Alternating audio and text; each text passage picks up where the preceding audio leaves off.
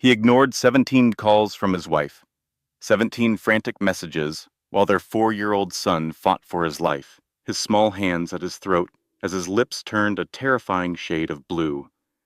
Her husband saw every call. He read every text begging for help. Then he silenced his phone, pulled his mistress closer, and fell back asleep. His son's last word was, "Daddy." But his daddy chose not to answer. What this grieving mother does next is the story of a promise kept. She was not just a housewife, she was a brilliant lawyer with a father trained in military intelligence. And when she learned the truth, she did not fall apart. She got even. This is the story of how she and her father dismantled the lives of everyone who betrayed her son. Stick around, because you will be cheering for her by the end. This story is more than entertainment. It is a reminder that betrayal does not have to destroy you. It can rebuild you into someone stronger. If you have ever felt powerless, overlooked, or used by someone you trusted, this story will show you that justice is possible when you refuse to stay silent. Now, let's get into it.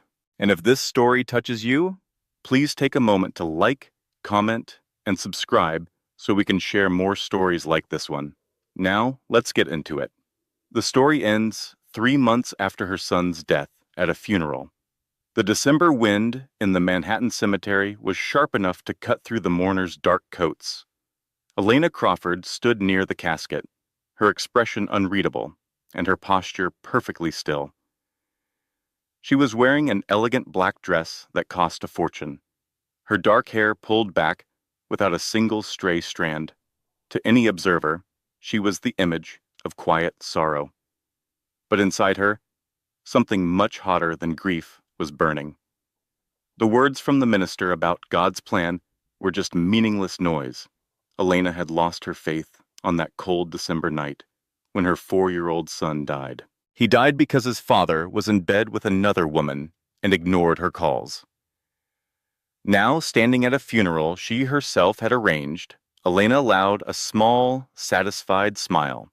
It was not a smile of joy, but one of grim finality.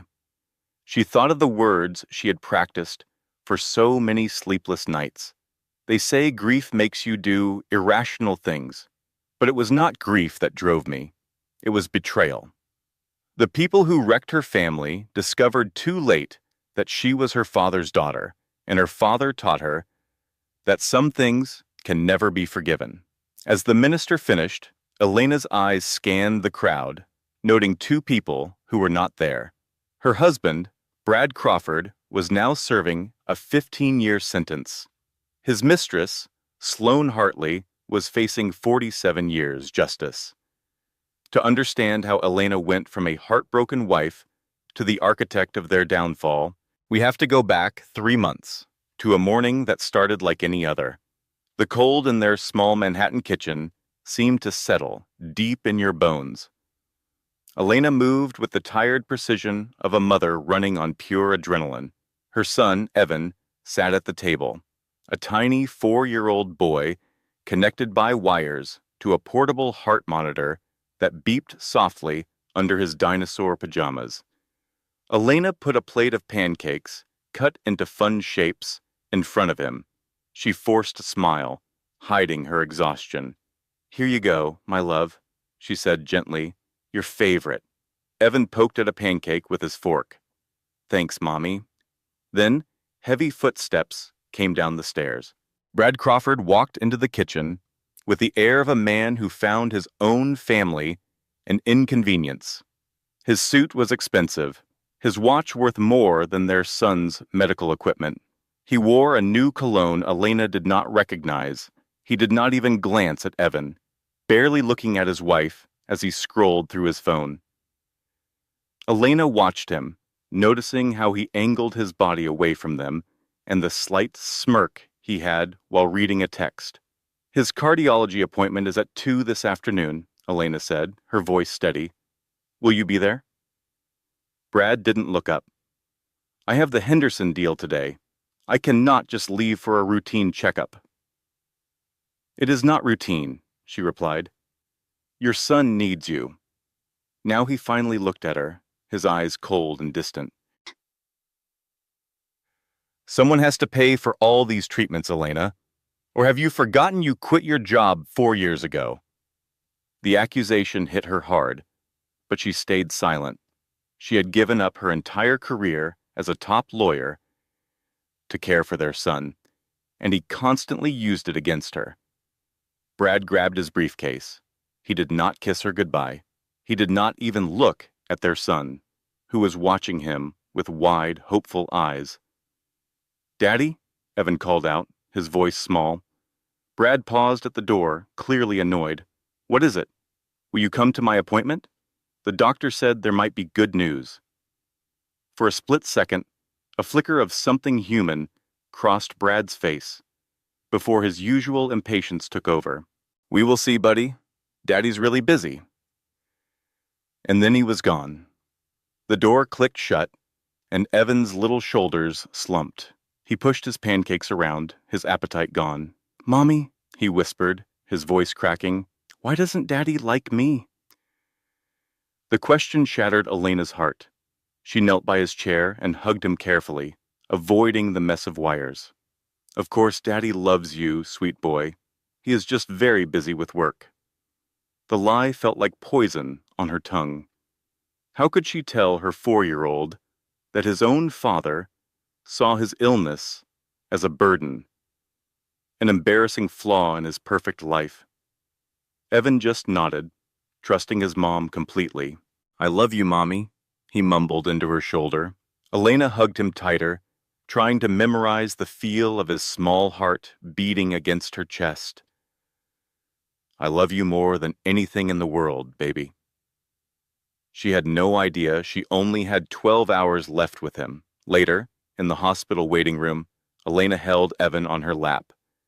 They had been waiting for almost an hour. The plastic chair next to her was empty. A nurse, she knew, walked by and gave her a sympathetic look. "Working late again?" the nurse asked softly. Elena just forced a smile and said, "He is very committed to his work." The nurse gave a sad little nod, the kind that said she had seen too many fathers choose work over their sick children. A moment later, Elena's phone buzzed. It was a text from Brad. "Client dinner tonight. Don't wait up." She stared at the words. She knew what client dinner meant. She had known for months that there was someone else, but she had been too afraid to face it. Putting her own pain aside, Elena shut off her phone and held her son closer. Whatever was going on with her husband would have to wait. All that mattered right then was the little boy in her arms. Dr. Harrison, a kind man in his 60s, had always spoken directly to Evan, but today his gentle eyes were full of trouble.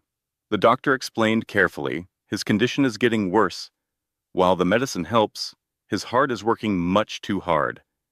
We have to watch him more closely now." Elena felt a chill spread through her. "What does that mean exactly?" "It means more tests for now," he said. "But I must be very clear, Mrs. Crawford. If Evan has any trouble breathing at all, you must call 911 right away. Do not try to drive him here yourself. Do not wait." Elena nodded, her throat tight with fear. "I understand." The doctor then looked at Evan with a soft smile. "You are a brave young man. Your heart is working extra hard, which makes you special. But you must promise to tell your mommy if it ever feels hard to breathe." Evan nodded seriously and promised, "I will tell Mommy." "Good boy," the doctor said, patting his head.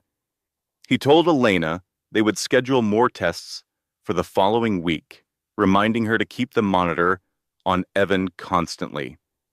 Leaving the hospital, Elena was hit by the gray December air. Her phone buzzed with another text from her husband, Brad. The message read, "Meeting is running late. I will not be home before midnight." She deleted it without a reply. That night, Elena moved through their bedtime routine with an extra layer of love, as if a deep part of her knew their time was short. She bathed him, careful with the wires, and dressed him in his favorite dinosaur pajamas. After brushing his teeth, she tucked him into his bed, surrounded by stuffed animals. "What story should we read tonight, my love?" Evan thought for a moment, with great seriousness. He chose the one about the brave knight. Elena smiled and grabbed the familiar, well-loved book from his shelf. They had read it 100 times, but Evan loved the story of a knight who faced dragons and never gave up, no matter how afraid he was. She read each word slowly, watching her son's eyes get heavy with sleep. As she finished, his breathing was deep and even. "Mommy," he whispered, his voice sleepy. "Yes, sweetheart. Will I get better?" The question was like a knife in her heart. She leaned down and kissed his forehead, trying to hold back her tears. "You are the bravest boy I know," she whispered back, "and brave boys always get better." He gave her a small, sleepy smile and closed his eyes. Elena stayed by his side, memorizing his face, the way his eyelashes fluttered. She watched the steady rise and fall of his small chest. For some reason, she felt an urgent need to remember every single detail. "I love you more than anything, Evan," she whispered, before kissing him one last time and quietly leaving his room. A few hours later, while folding laundry, she found it in the pocket of Brad's pants. It was a receipt from the St. Regis Hotel for Suite 1904. The charge was $1,200 for a single night from last Tuesday. Her hands started to tremble. She expected to feel rage, but instead, a terrible, crushing certainty washed over her. A part of her had known all along. Elena stared at the receipt, then carefully folded it and placed it back in his pocket. She could not face it. Not now, not while her son was in the next room fighting for his life. She could not handle the end of her marriage. Not while she might be losing her child. "I will deal with this tomorrow," she promised herself. But her tomorrow would be nothing like she imagined. In less than 4 hours, Elena's world would shatter completely. At 11:23 that night, a sound woke Elena up. It was a wet, desperate gasping, a horrible sound that gripped her heart with fear. "Evan." She bolted out of bed, her feet hitting the cold floor as she raced to his room. What she saw there made her freeze. Evan was sitting up, clutching his throat, his lips turning a terrifying shade of blue. His eyes were wide with panic. The heart monitor shrieked, its red lights flashing like a warning. "Baby." Elena rushed to him, pulling him into her arms. She could feel his small chest struggling for air. Something was terribly wrong. Her hands shook as she grabbed her phone and dialed Brad. The call went to voicemail. She tried again, and again it went to voicemail. She sent a frantic text. "Evan cannot breathe. Hospital. Please come." The read receipt appeared instantly. It was seen at 11:31, but there was no reply. With no time to feel the sting of his betrayal, Elena dialed 911. Her voice was surprisingly calm as she explained what was happening. The dispatcher told her to keep Evan upright and calm, that help was on its way. She held her son close, rocking him and whispering over and over, "Stay with me, baby. Mommy is here. Help is coming. You are my brave boy. Please, please stay with me." Evan's small hand found hers and squeezed. He managed to whisper a single word she could barely hear. "Daddy, he is coming, honey," Elena lied, as tears streamed down her face. But his daddy was not coming. Just 12 blocks away, in Suite 1904 of the St. Regis Hotel, Brad Crawford was in bed with another woman. Sloane Hartley was young, ambitious, and free of the burdens of a sick child. She was everything Elena was not. Her fingers traced patterns on Brad's skin as his phone buzzed on the nightstand. It buzzed again, and then again. Sloane lazily picked it up. "She is calling again," she said, showing Brad the screen. "She is texting now. It looks urgent." Brad barely opened his eyes. He had been through this before. Elena always overreacted when Evan had these episodes. She is so dramatic, he said, with a wave of his hand. He gets these little spells, but he always pulls through. She panics about everything. But it says emergency, Sloane noted, with a slight hint of concern. Maybe you should just call her back. Brad reached over, silenced the phone, and placed it face down. If it were a real emergency, she would have called an ambulance. She knows I am in an important meeting. Sloane simply shrugged. She had never met the boy and had no desire to. A sick child was a complication, a drain on resources that could be used for other things. You're right, she purred, snuggling closer to him. She's probably overreacting. Now, where were we? Brad smiled and pulled her in. And as they embraced, a little boy, just 12 blocks away, was dying. The ambulance arrived in what felt like an eternity, but was actually 7 minutes. The paramedics worked quickly, getting Evan onto a gurney and giving him oxygen. Elena jumped in the back with him, never letting go of his hand. The ride to the hospital was a dizzying blur of sirens and flashing lights. She kept her eyes on Evan's face, telling him to hold on, that he was going to be fine, but his color was wrong. His breathing was wrong. They rushed through the emergency room doors at 11:42. Doctors and nurses swarmed the gurney, shouting medical terms. Elena did not understand. Someone gently tried to lead her to the waiting room, but she refused. "He is my son. Please, that is my son." A kind nurse finally managed to guide her away, promising, "We are going to do everything we can. Please, you need to give them room to work." The doctor's words barely registered. Elena just nodded, speechless. She was frozen in the hospital corridor, staring through a window as a team fought for her baby's life. Beeps from machines filled the air, hands moved in a blur, and then one person started chest compressions. She tried calling Brad again, but it went straight to voicemail.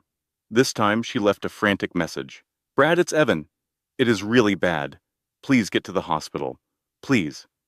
Then she waited, praying to a God she had lost faith in long ago. "I will do anything," she bargained. "Just let him live." At 11:47 in the evening, the rhythmic beeping stopped. It was replaced by a long, flat tone that would haunt her nightmares forever. A doctor walked out of the room, his face etched with sorrow and exhaustion. He did not have to speak. Elena knew. "Mrs. Crawford, I am so sorry. We tried everything we possibly could." Elena's knees gave way. She crumpled against the wall, sliding down to the cold, sterile floor. A raw, animalistic wail escaped her throat, a sound she had never made before. It echoed down the empty hallway. Her baby, her sweet little boy, was gone. The hospital chapel was deserted. At 2 in the morning, Elena sat in the front row, clutching Evan's dinosaur blanket. She breathed in the faint scent of baby shampoo and her little boy. The tears had stopped. There was only a hollow emptiness where her heart should have been. Her phone buzzed. It was not a call, but an email notification. The family iPad was linked to Brad's email, something he had set up years ago. He must have forgotten she could see all his incoming messages. She glanced at the screen. Hotel confirmation, St. Regis, for tonight. An email from a woman named Sloane followed. "Tonight was amazing. I cannot wait for tomorrow. I miss you already." Elena read the words over and over until they became a blur. Then she started to laugh, a broken, unhinged sound. It was the laugh of a woman who had lost everything, only to discover a final, cruel betrayal. It was the sound of grief twisting into something much darker. Her son died crying for a father who was in bed with another woman, ignoring the calls that might have saved him. The laughter stopped, all feeling drained away. A cold, methodical calm filled the void inside her. It was a part of her that saw the situation with perfect clarity and began to form a plan. She held the blanket to her face one last time, taking in Evan's scent. She folded it neatly, put it in her bag, and stood up. She would be ready when Brad came home. Brad Crawford walked in the front door at 6 in the morning, smelling of a fresh shower and expensive soap. He was already practicing his excuses. He had several lies ready to go. He froze when he saw Elena sitting in the living room in the dark. She sat in an armchair directly facing the door, completely still, with her hands folded in her lap. Evan's blanket was draped over her knees. On the coffee table lay 2 printed emails. "Babe," Brad began, his voice dripping with fake concern. "I'm so sorry I missed your calls. The meeting went on forever. By the time I saw your messages, I assumed everything was okay." Elena was silent. She just stared at him. Brad fidgeted. He was not used to this. Usually, she would be crying or begging him to be a better husband. "Is everything all right?" he asked, his voice now laced with genuine confusion. "Where is Evan?" Elena's voice was flat and empty when she finally spoke. "Evan died at 11:47 last night." For a second, Brad's carefully crafted expression disappeared, replaced by pure shock. "What?" He stopped breathing. "I called you 17 times. The read receipts prove you saw my messages." "Elena, I did not know. My phone was on silent during the meetings. I saw them later, but I thought he was fine. You said he had these spells before." Elena lifted the first printed email. "St. Regis Hotel, Suite 1904. Billed last night for $1,200 to our joint credit card." Brad's composure wavered. She saw the conflict in his eyes, guilt fighting with self-preservation. Self-preservation won. "I can explain that. The firm booked it for a late client meeting. I just stayed there instead of driving home." Elena then held up the second email, the one from Sloan. "Tonight was amazing. Cannot wait for tomorrow." The silence was deafening. Brad's face twisted with guilt, then fear, and finally settled into cold anger. "You are in shock," he said, using the patronizing tone she despised. "You're just looking for someone to blame after losing our son. I get it. We can discuss this after you have had some time to calm down." Elena rose to her feet. She had forgotten that when she stood straight, she was taller than him. She had spent years making herself smaller for his comfort. "His last word was Daddy," she said softly. "He was terrified and could not breathe. He was calling for you while you were with another woman." Brad took a step back, startled by the cold, dangerous look in her eyes. "Elena, listen. You are not thinking straight. Grief is making you say crazy things. Let me call a therapist for you. We will get through this. Get out." "This is my house," Brad blustered, his confidence returning. "I am not going anywhere. You're having a breakdown. We can deal with this in the morning." Elena moved closer, so close he could see the absolute ice in her gaze. "Before I gave up my career for you, I was a corporate litigator. I know about the shell companies you think are so secret. I know about the offshore accounts. I also know which partners at your firm would be very interested to learn what you have been doing with client money. So, when I say get out, it is not a request. It is a command.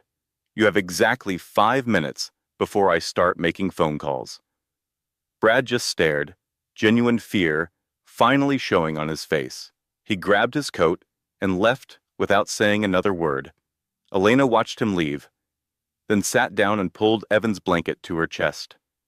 She gave herself 1 more hour to grieve, to cry and scream into the soft fabric until she was completely broken. Then she dried her tears, sat up straight, and picked up her phone. She found a contact she had not dialed in 5 years, one Brad had made her delete. Dad. Her thumb hovered over the name as memories rushed back. She heard Brad's smooth, manipulative voice. "Your father is a controlling man, Elena. He never liked me. You have to choose if you want our marriage to work." She had chosen Brad. It was the worst mistake of her life, but it was one she could now begin to fix. She hit the call button. It rang twice before a familiar voice answered instantly, as if he had been waiting for this call for years. Elena? Daddy, her voice cracked. Evan is gone, and I am all alone. There was a long silence on the line. Then, his voice, filled with a quiet, controlled rage, said, I am on my way. Colonel Marcus Holden arrived at Elena's apartment 18 hours later. He had driven all night from his home in Virginia. When Elena opened the door, she saw a man changed by time. The last 5 years had added more gray to his hair and deeper lines to his face. But his eyes were the same, sharp, clear, and intelligent. They were the eyes of a man who spent his life in military intelligence. He took one look at his daughter's broken expression and pulled her into a tight hug. Elena finally let go, collapsing against his chest and sobbing. She had held it all together through the confrontation with Brad and the awful phone calls to the funeral home. But in her father's arms, she could finally fall apart. I pushed you away, she choked out. I believed him when he said you were the problem. I chose him, and now my baby is dead, and I have nothing left. Marcus just held her tighter. I know what he did, honey. I know. It was agonizing to watch from afar, but that was in the past. Her father, Marcus, held her face just as he did when she was a little girl with a scraped knee. He asked her to explain everything from the very beginning, so she did.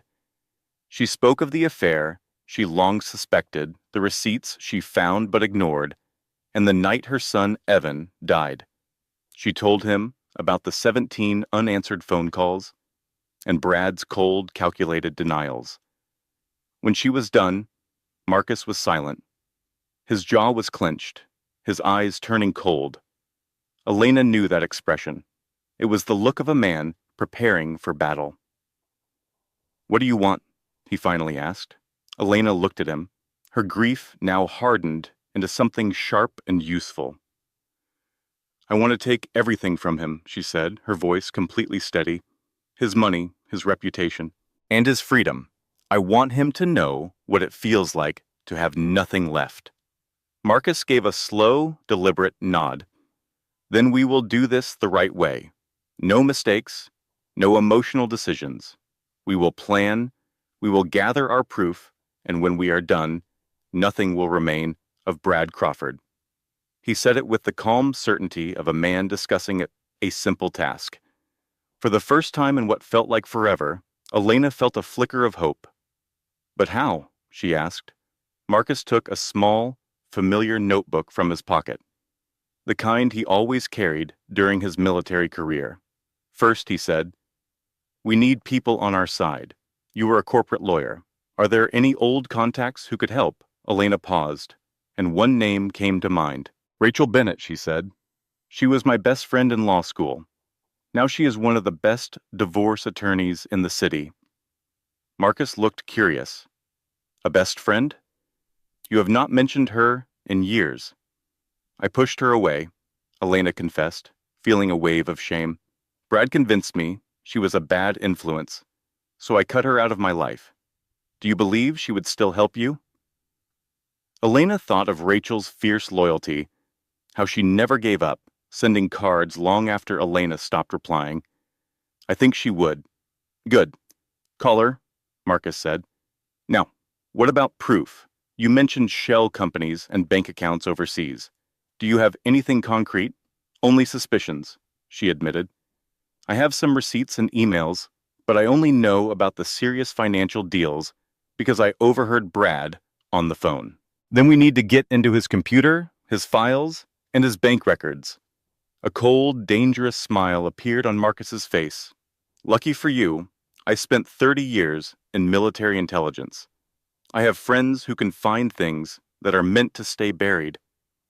Is that legal? She asked. Marcus's smile remained. That depends on your definition. 3 days later, Elena met Rachel at a quiet cafe. It was awkward at first, filled with the weight of 5 years of silence. Rachel looked successful, polished, and confident. But the moment she saw Elena, Her professional facade crumbled, and her eyes filled with tears. "Lena," she whispered, "I was so sorry to hear about Evan." They hugged, and the years of distance between them vanished. They sat together at a table in the corner, their coffee growing cold as they talked. "I need your help," Elena finally said. "Not just as my friend. I need the best divorce lawyer in the city." Rachel nodded. "I can see from your expression that this is about more than just a divorce." Elena handed her a folder containing emails, hotel bills, and the first of the financial papers her father's contacts had found. "Over the years, Brad had me sign financial documents," she explained. "I trusted him, so I never read them. Now I realize they were not what he claimed." Rachel examined the papers, her face growing more serious with every page she turned. "These are not for household expenses," she said. "These are corporate registrations for shell companies. Elena, if this is accurate, your husband was using you for much more than just an affair." "What does that mean?" "It means you need to find out exactly what your name is on. If these companies were used for anything illegal, your signature makes you responsible." The color drained from Elena's face. "So he did not just betray me, he framed me?" "It certainly looks that way," Rachel said, squeezing her hand. "But there is good news. If we can prove you signed these under false pretenses, we can turn this around on him. He becomes the criminal, not you." "How?" "We start by documenting every paper you can remember signing. We will get a handwriting expert if we have to." Elena nodded. "I can do that. My father is already working upward on getting Brad's financial records." "Your father?" Rachel asked, surprised.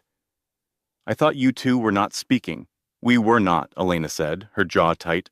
"But things change when your grandson dies, because your son-in-law was too busy with his mistress to answer the phone." A moment of silence passed. Then Rachel took her hand again. "I told you 5 years ago that Brad was not right for you," she said gently. "I was not jealous. I was worried about you." "I know, and I am sorry." "Do not be sorry," Rachel said, her expression turning to steel. "Be ready to fight. I am going to help you. We will do this together." For the first time since Evan's death, Elena felt the warmth of friendship and the strength of having someone in her corner.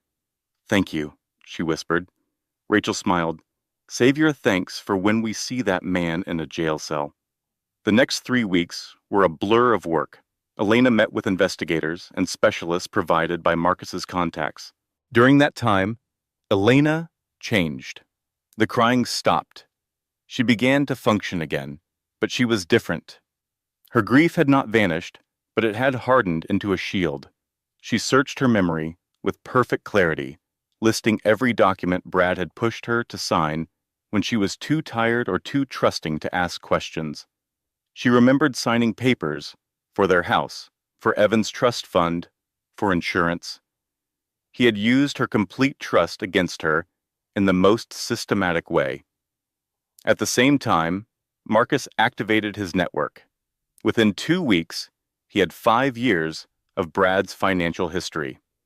What the documents showed was shocking. There were shell companies, offshore accounts, and millions of dollars moving through accounts that had Elena's signature on them. "He has been laundering money," Marcus stated grimly. "The only question is for whom? Is he in charge, or is he just a pawn in a bigger game?" Elena's old legal instincts returned as she looked over the records. "Some of these money transfers are strange," she noted. "The money comes from accounts Brad should not have access to, and it goes to people I have never heard of. If he was running the whole show, he would have covered his tracks better." "So someone else is in control?" "Possibly," Elena said with a frown. "We need to find out who." But for now, they had more than enough to begin. 3 weeks after her son's funeral, Elena sat in Rachel's office with a folder overflowing with proof. They had evidence of the affair, the financial crimes, and the most damning piece of all, security footage from Brad's office. Elena watched the video from the night Evan died. She saw Brad look at his phone, see her name flash on the screen, and then silence the call. She watched him smile at something, likely a message from his mistress Sloane, and put the phone away. He knew it was me, Elena said, her voice hollow but strong.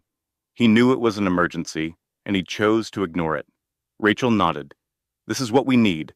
With this, the affair, and the fraud, we have enough to ruin him. Are you ready?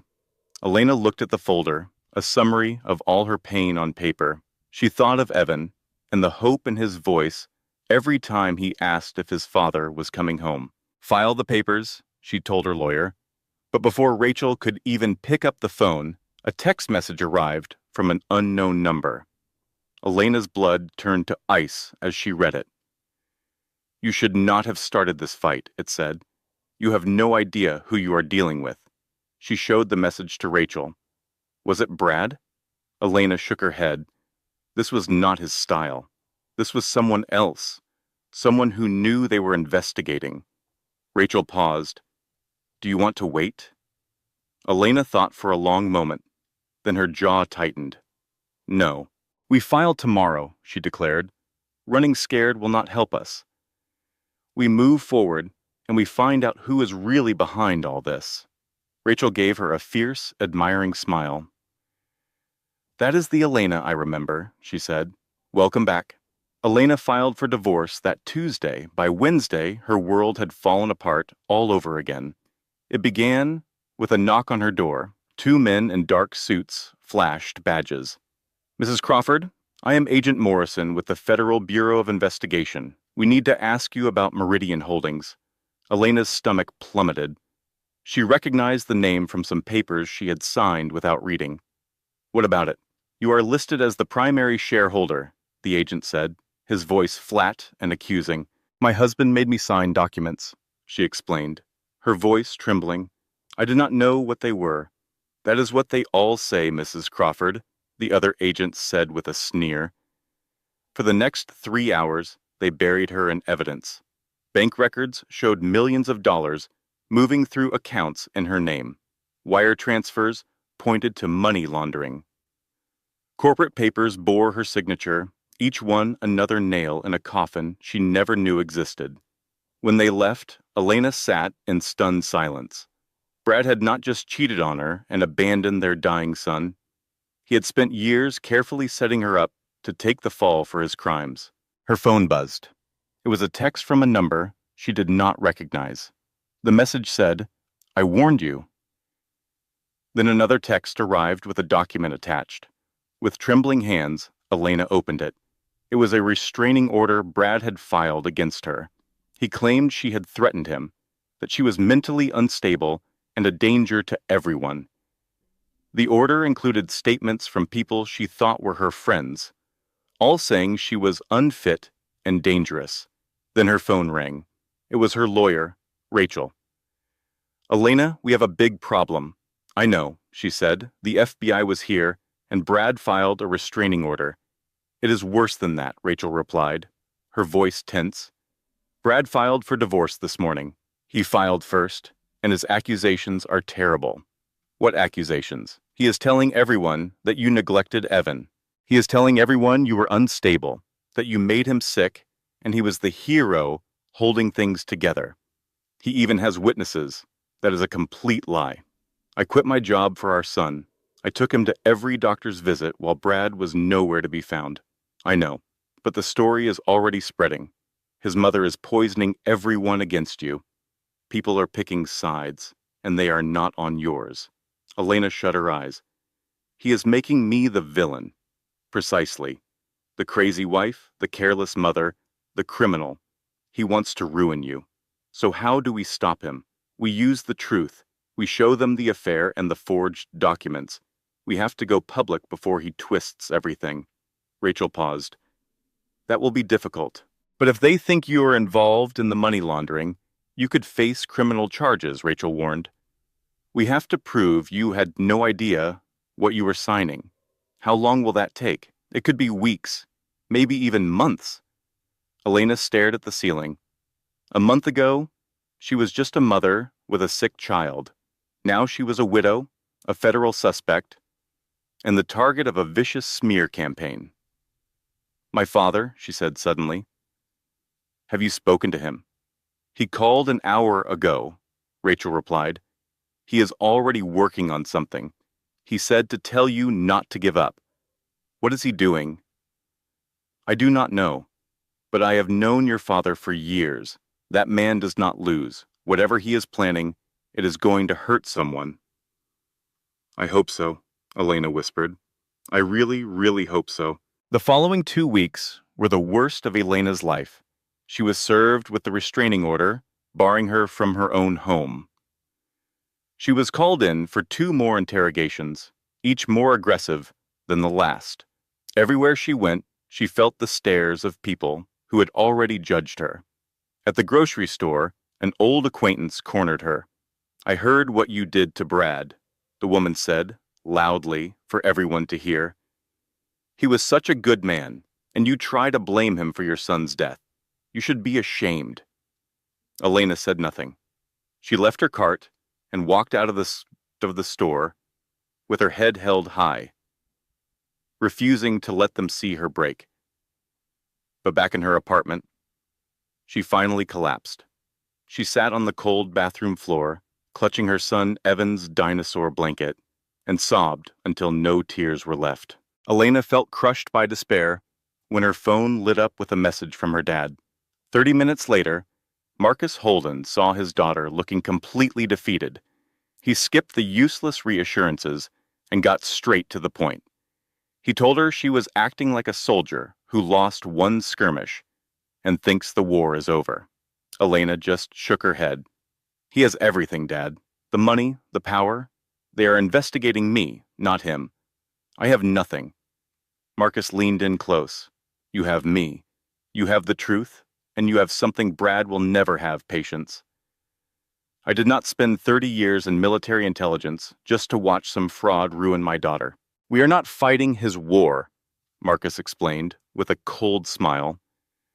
We are fighting ours, and in our war, we make sure everyone who helped him goes down with him. His plan began in a private room at an old money club in Manhattan. Colonel Marcus Holden sat across from 3 men in expensive suits. They were the senior partners at Brad Crawford's investment firm. Gentlemen, Marcus began, thank you for meeting me. The oldest partner, Richard Hamilton, looked wary. We know your reputation, Colonel, Hamilton said. What is this about? Marcus slid a thick folder across the table. This is about irregularities in your firm's accounts. All tied to Brad Crawford. He saw fear flicker in their eyes. What kind of irregularities? One of them asked. Marcus showed them the contents. Client funds disappearing into offshore accounts. Shell companies hiding illegal transfers. It was a detailed map of a money laundering scheme. A heavy silence filled the room. I am not suggesting you knew, Marcus said calmly. So why bring this to us? Hamilton asked. Why not the authorities? Because, Marcus replied, the authorities tend to dig deep. They might not stop with Mr. Crawford. They might start asking what his partners knew. The threat hung in the air, thick and heavy. One partner went pale. What do you want? Hamilton's voice was ice. It is simple, Marcus said. I want Brad Crawford fired, immediately and very publicly. You will make it clear your firm does not tolerate his behavior. And if we say no, then this folder lands on the desks of the FBI and a few reporters I know. The story will hurt everyone, but it will destroy you. Hamilton stared, then picked up the folder. As he and his partners read, the color drained from their faces. We will need to verify this, Hamilton finally said. Of course, Marcus stood to leave. But do it quickly. He paused at the door. One more thing. My grandson died because Mr. Crawford was too busy with his mistress to take a call. So when I ask you to fire him, believe me, I am being very restrained. 2 days later, Brad Crawford walked into his office building and was met by security. The partners want to see you, the head guard said flatly. As they escorted him to the conference room, Brad's confidence began to crack. He saw the whispers and the stares from his colleagues, who suddenly avoided his gaze. Inside the room, the three senior partners waited for him, their faces like stone. "What is going on?" Brad demanded. "You're on administrative leave, effective immediately," Hamilton stated, pushing a letter across the table. "There is an investigation into your accounts." Brad's face turned red. "This is insane. You no longer have access to this building or any company resources. Security will escort you out now," Pierce added. "You cannot do this." "We already have," Hamilton said calmly. For the first time, Brad looked truly afraid. "This is not over," he snarled. "Good day, Mr. Crawford." A text from her friend Rachel confirmed it. Brad was out. Elena called her father right away. "How?" "I just gave the right people the right information," he said. "Now we wait and see which of his allies try to help him. That is our next target list." He also had good news. The handwriting expert confirmed the signatures used to frame her were forgeries. It was the first real breath Elena had taken in weeks. "Do not thank me yet," her dad warned. "This is just the start." 3 days later, Rachel called, her voice buzzing with energy. "I was digging into Sloane Hartley, Brad's mistress," she said. "She is not just a mistress, Elena. She is the mastermind." Rachel explained that Sloane had researched and targeted Brad years ago, specifically because of his connection to Elena's family. Her real name is Susan Mitchell. She has a fraud conviction from 10 years ago. She is a professional con artist. Suddenly, everything made sense to Elena. Brad was not the villain. He was a pawn. "But why us?" she asked. "Your father," Rachel said grimly. "Sloane used Brad to get to you. She used you to get to Colonel Marcus Holden and his security company. Your dad's government contracts are what she was really after." Elena sank into her chair. Brad was just the weapon. The true enemy was someone she never even considered. "Does Dad know?" "He is finding out as we speak," Rachel said, "and he is not happy. Also, there is one more thing, Model. The money being laundered in your name was being skimmed by Sloane herself. She was stealing from her own scheme and funneling it into secret accounts that traced directly back to her. Brad likely had no clue. She planned to grab the cash and vanish, leaving both me and Brad to take the fall. The betrayal was immense. Elena felt the weight of it all. This woman she had never met had systematically destroyed her life. "So what is our next move?" Rachel's voice was firm. "We make them turn on each other, and then we take what is left." The plan was simple.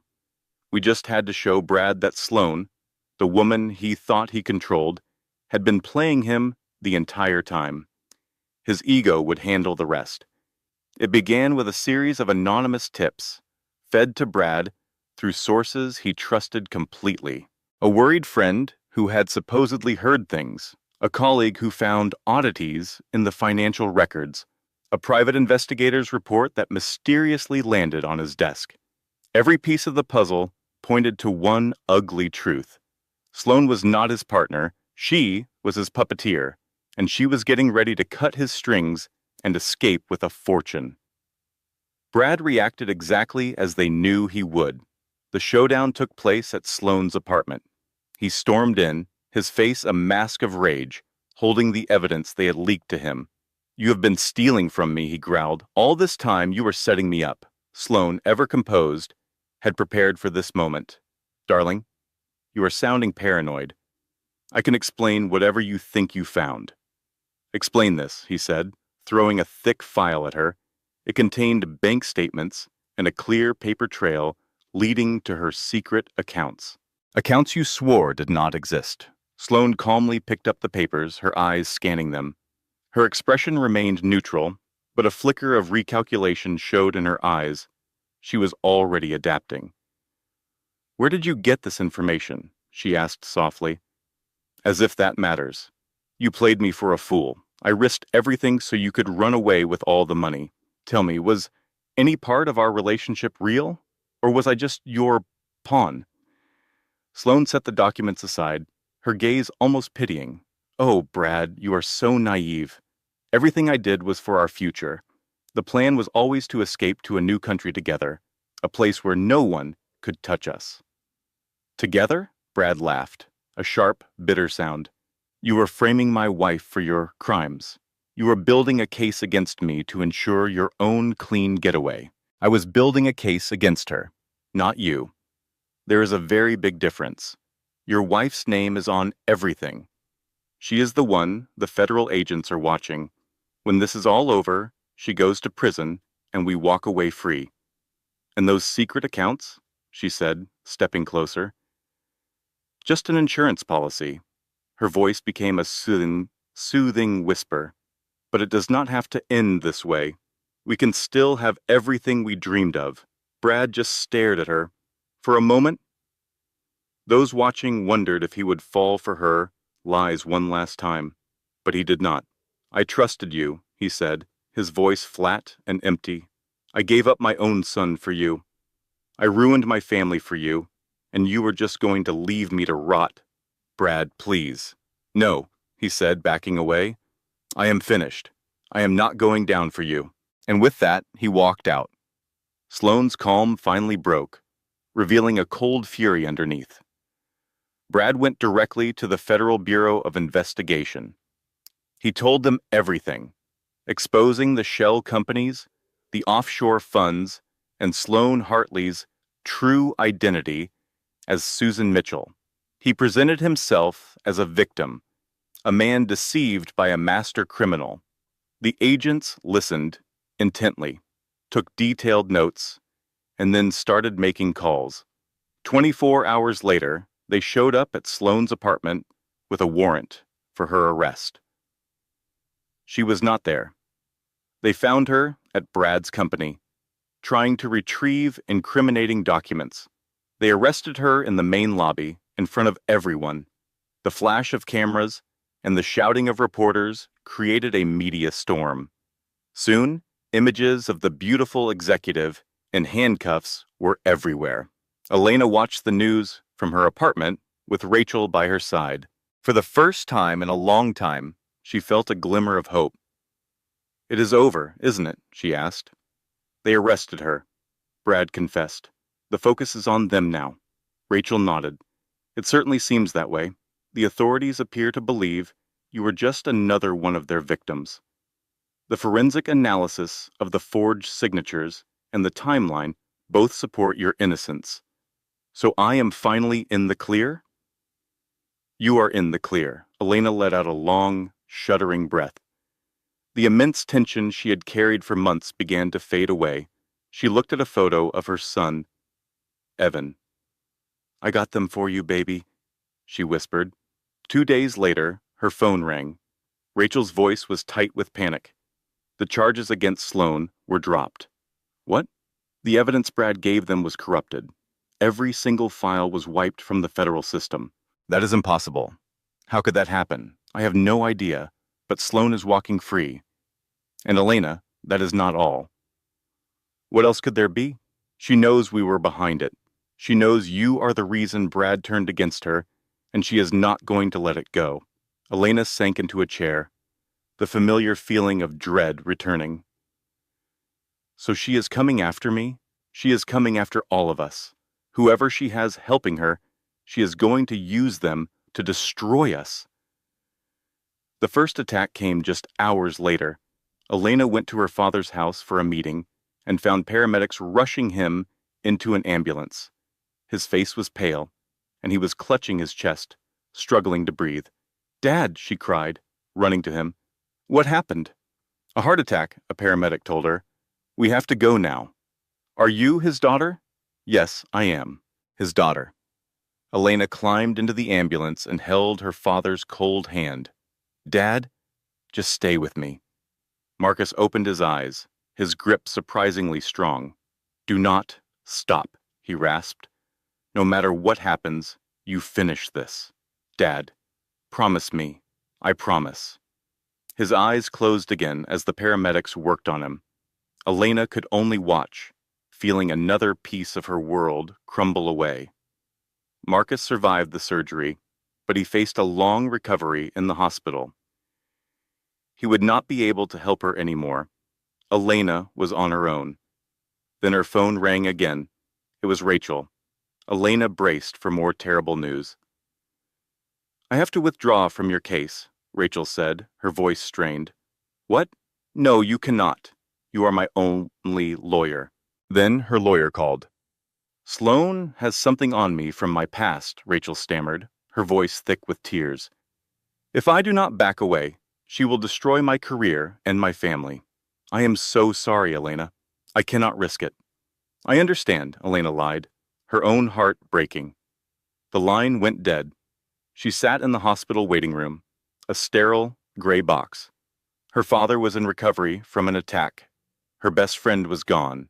Her enemies were free and closing in. She had never felt so completely alone. Her father was stable, but everything else was a disaster. Sloane was free. Brad was cooperating with the authorities, painting himself as the victim. The evidence Elena and Rachel had gathered was now useless. Then the text messages from Sloane started. "Did you really think you could win?" one read. "Your father is weak. Your friends are gone. I am going to destroy everything you care about, and you are going to watch." Elena deleted each message without replying. She refused to give Sloane the satisfaction of a reaction. But in the quiet darkness of the waiting room, she felt her hope begin to fade. What was the point of all this fighting? Evan was still gone. Brad and Sloane were still winning. Every time she took a step forward, they pushed her 2 steps back. Maybe it was time to just give up. She pulled out her phone and looked at a photograph of Evan, his face bright with laughter. "I failed you," she whispered to the image. "I tried so hard, but I failed." A wave of grief crashed over her, and she doubled over, shaking with silent sobs. After a long moment, she felt a gentle touch. A nurse was standing over her. "Mrs. Crawford, your father is awake now. He is asking for you." Elena walked into his room. Her father, Marcus, looked smaller in the hospital bed, but when he looked at her, his eyes were sharp and full of fight. "You look awful," he said. Elena managed a small laugh. "Look who is talking." "True enough." He motioned to the chair. "Sit down. Tell me what happened." Elena explained it all. She told him about the charges, the threats from Sloane, and the feeling of complete defeat. Marcus listened patiently. When she was done, he asked, "So you are giving up?" "I do not see another way." "Yes, you do." He looked her right in the eye. "You are my daughter. You are not weak, and you will not let this woman win.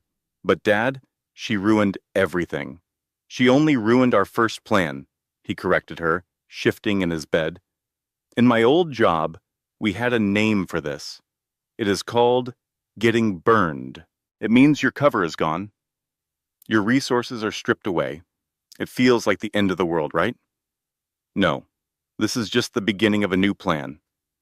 Our first attempt was careful and legal. It did not work. So we moved to Plan B. What is Plan B?" Marcus gave a cold smile, the one from his younger days. "Sloane has a history of hurting families. Find her other victims. A woman like her makes enemies, and those enemies remember everything. Find the lives she tore apart and the secrets she tried to bury." "But how? Where do I begin?" "You start with public records and old news stories. She has been at this a long time. There will be a trail. What if I find them? What happens then? Then you do the one thing she never saw coming. You give those people hope. You give them a chance for justice. You build an army." "An army?" Elena repeated, stunned. "Sloane attacks people who are alone and have nothing. She knows they're easy targets because they cannot defend themselves. But if they stand with you, together," Marcus said, "you can take her down." The idea was dangerous and full of risk. There were no guarantees, but for the first time in a while, Elena had a plan. "I will try," she whispered. "No," her father corrected her. You will succeed. You have to. For Evan. Elena slowly nodded. She kissed her father's forehead. Get some rest. I have work to do. For the next 3 days, Elena lived in a world of research. She dug through old court cases and news reports, looking for Sloane's pattern. She found a family in Cleveland from 2016. The wife was framed for theft and later took her own life. Then there was a couple in Atlanta from 2019. The husband vanished with their savings, and the wife was left with criminal charges. In Phoenix, in 2021, it was the same heartbreaking story. With every case, Elena saw the ghost of the same woman, always with a different name. It was always her work. Susan Mitchell, Sandra Martin, Sarah Monroe, Sloane Hartley, 4 identities, 4 destroyed families, 1 monster. Elena put all the evidence into a folder. She started making calls, but most leads went nowhere. Then one name surfaced again and again. Margaret Patterson. She was listed as a witness who had tried to help. Elena found her in a small town in Pennsylvania. It took 3 calls for Margaret to pick up. Who is this? Her voice was sharp with distrust. My name is Elena Crawford. I believe we know the same person, Sloane Hartley. You may have known her by another name. There was a long pause. Susan Mitchell. That was her name when she ruined my life. I know. Elena held the phone tighter. She is doing it to me right now. I need your help. After another pause, Margaret spoke. I saved everything, every single piece of paper. I always knew this day would come. I am on my way, Elena said. Just tell me where. Margaret's house was on a quiet street in a run-down town. The paint was chipping and the curtains were drawn tight. The woman who opened the door looked much older than her 52 years. Her eyes were tired, filled with old pain. You must be Elena, she stated. I am. Please, come in. The house was small and packed with belongings.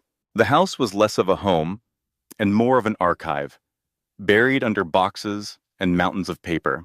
Margaret led Elena into a small living room, saying, For years I have been waiting for someone like you, someone who could finally use what I have collected. What is it? Elena asked. Margaret gestured to the chaos around them. Everything. It is every email Susan ever sent, every document she ever signed. After she destroyed my family, I spent 3 years tracking her. I organized it all, preparing for this moment. Ready for what? For you, Margaret said, handing Elena a thick folder, for someone who could truly fight back. Inside, Elena saw proof of fraud that stretched across years and multiple states.